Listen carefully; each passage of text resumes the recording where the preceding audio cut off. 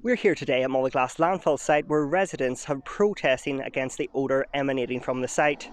It is a year to the day since the site was first deemed to be non-compliant with its permit. The site has since come into compliance with its permit, but the residents are still being affected by the odour. Mairead, why are the residents here at the Mullaghglass landfill today?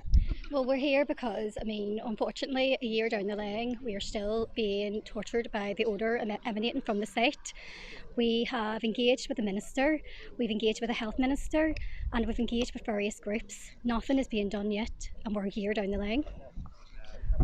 And obviously, it's a year today, I believe, since the site was deemed to be non-compliant. It has since been deemed compliant, but the odour is still affecting residents.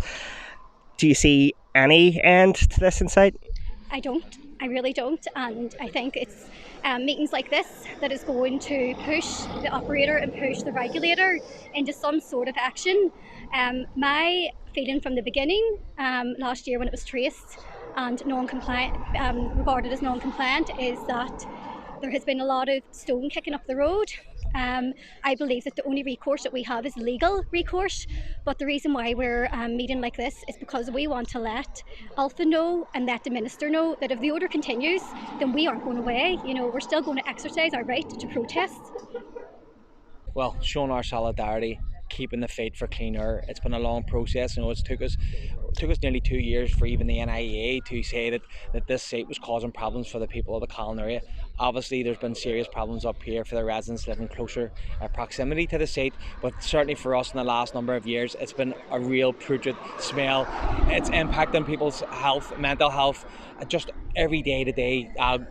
Living, it's just when it comes, it's bad. It's hard to describe unless you experience it, but it's very important for all of us to keep working together and to keep the pressure on the NIEA as a regulator, but also here for Alpha and the management to say that, you know what, we're not going anywhere, we're going to keep fighting for clean air.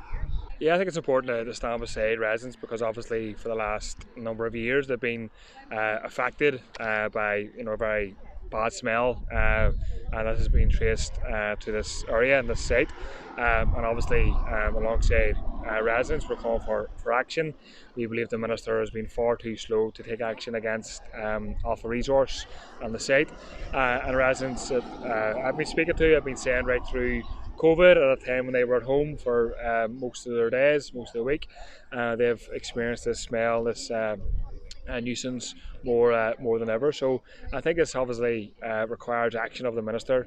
There's been thousands of complaints, there's been open letters, there's been petitions, there's been a number of protests, and obviously an important one here today. So the message to the minister is really to act up, to listen to residents' concerns, because there's been many complaints forwarded to the NIEA and his own department.